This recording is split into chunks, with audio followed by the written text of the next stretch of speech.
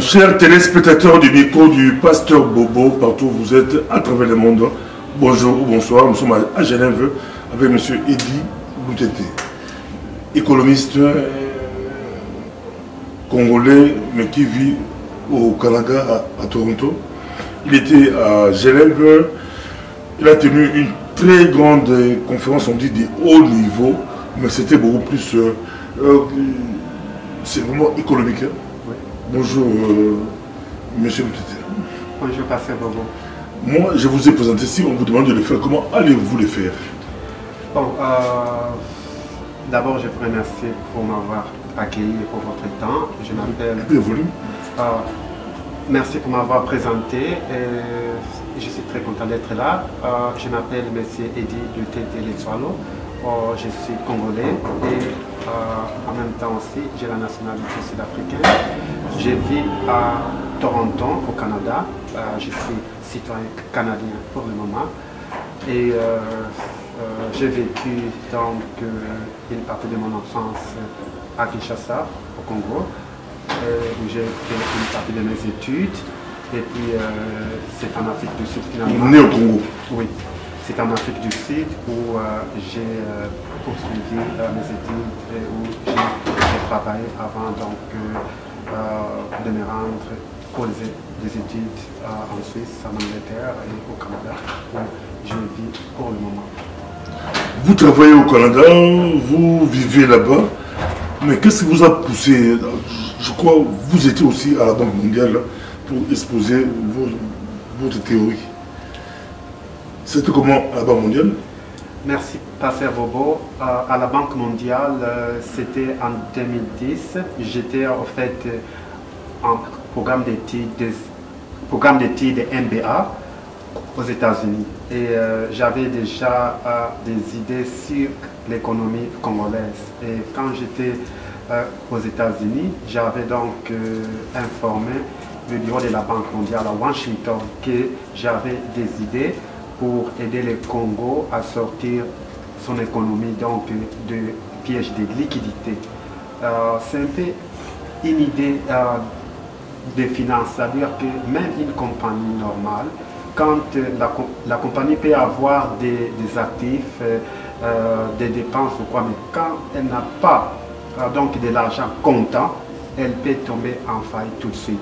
Et il y avait aussi l'idée donc de la dette. Quand une compagnie a une grande dette, c'est difficile pour cette compagnie d'atteindre un niveau de croissance optimale ou désiré. Partant de cela et de l'histoire que j'ai lue du Congo, que d'ailleurs j'ai continué à lire une belle histoire, j'ai appelé la Banque mondiale, je leur ai dit, j'ai des idées que j'aimerais vous proposer. C'est qu'ils étaient très contents. Ils m'avaient invité d'aller présenter mon travail à Washington au quartier général. Cette présentation était suivie d'ailleurs en direct à Kinshasa par l'équipe de la Banque mondiale au Congo. Et à partir de là, ils étaient très intéressés. C'est eux qui me recommanderaient donc d'aller voir les autorités à Kinshasa au Congo où j'avais voyagé. L'idée vraiment c'était très simple. Comment est-ce que donc on peut aider le Congo à sortir de son piège de liquidité pour stimuler la croissance économique, une croissance économique durable. Et c'était cette idée que j'ai regardée. Je suis venu ici à Genève justement pour continuer dans le même lancé, mais plutôt maintenant pour présenter un projet sur l'agro-pastoral au Congo. Parce que je pense que le développement du Congo viendra de l'agriculture, un pays potentiellement riche, avec une terre fertile. Et c'est dans ce contexte-là que je suis venu ici partager donc ces projets, échanger avec d'autres compatriotes congolais ou non congolais qui pourraient donc s'intéresser la prochaine année, va s'intéresser dans le président, même si il est à loterie. Loterie, vous avez gagné la loto, c'est comment on a salle, c'est l'idée à loto. Est-ce que l'auto, on va gagner comment? L'auto, tout ça, l'économie, tout ça va faire l'auto. Merci, Pasteur Bobo. En fait, en tout cas, Nanga Moko Nazali quand même surpris parce que l'idée, donc il y a l'auto, et ça qui idée Moko facile. Ok, pour Nanini d'abord, c'est parce que comme la communauté congolaise comme telle, partout Bazali, tous allez vraiment n'ambongoté. Et à chaque fois, ceux qui ezali na problème na katia communauté to na katia mboka, ezali kaka ba cotisation beaucoup de mais partout bagaté na mbongo chaque jour pour na ba contribuer. Alors na kanisa que mais ceux qui par exemple to qui kocha mécanisme moko donc il y a collecte de fonds et zala comme on dit en anglais fund, c'est-à-dire que Ozoko pesa mbongo, mais avec fan, donc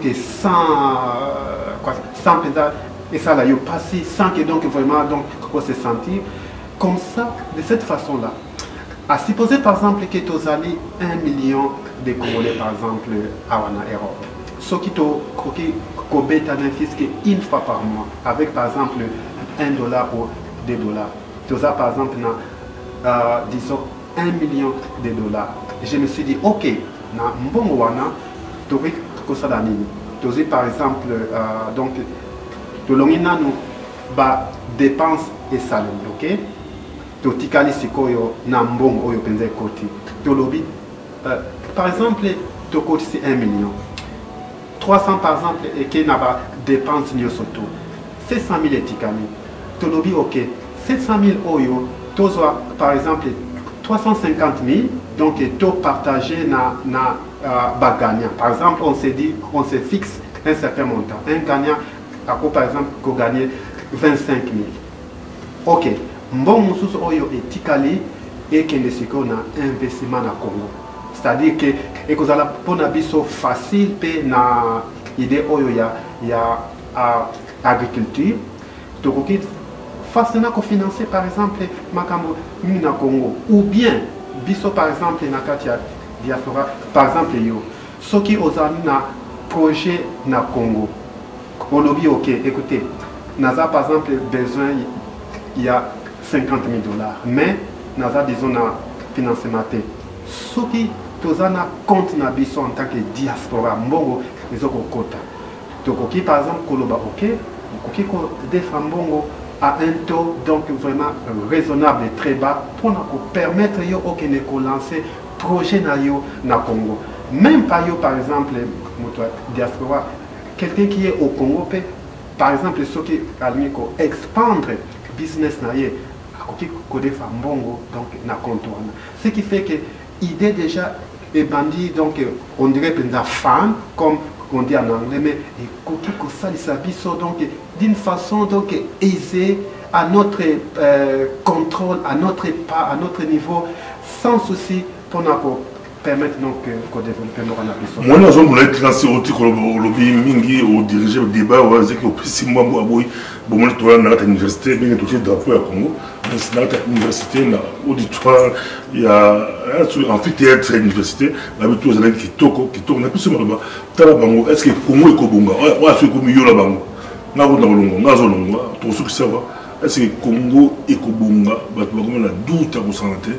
Côté économique, voilà, doute à vous santé.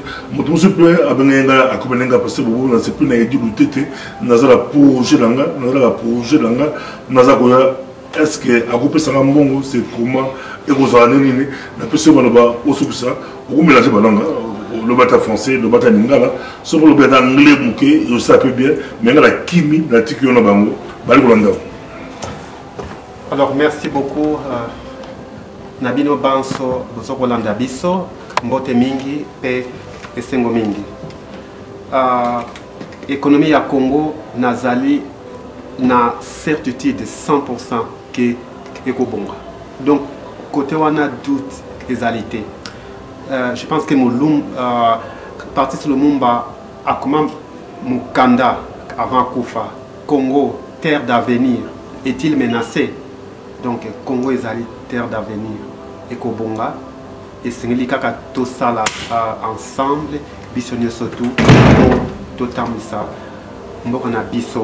Alors pona bato oyo baza na ba projet na bango na phase oyo tozali ezali d'abord donc phase ya ko rassembler information ya ko tia ba structure bolanda biso na ba présentation na biso ko ya na sima de façon à ce que boye ba donc toza na phase nini et donc na ko senga na bino esengeli tosala fundraising pona kotambwisa ba projet oyo agro pastoral et na ebandeli to kosenga na bato nyonso tu eza baza na Congo ou bien na libanda Congo ba soutenir un projet oyo na kosomba album du cinquantenaire.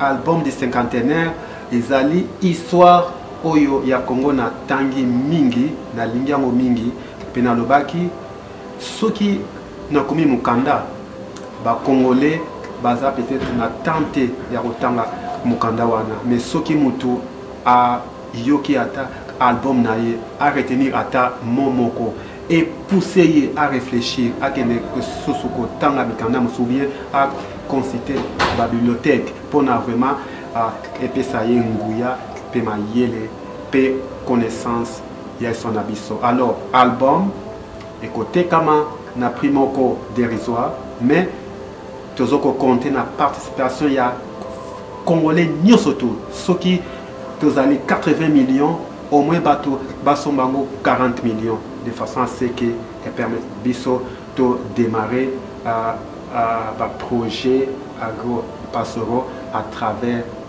Congo Mobimba. Et ce qui bolini cause information supplémentaire pour contacter biso tozana esengo mingi ya ko répondre na ba question na bino oyo ezali projet ya mutu mokote ya ngaite ya yote me ya biso nyonso tu soki mutu aza na ba idée mosusu ou bien na expérience à partager, expertise à partager et sengeli to sangana de façon que projet oyo ekende liboso na lingi bino mingi pena tonde bino matondo mingi botikana malamu.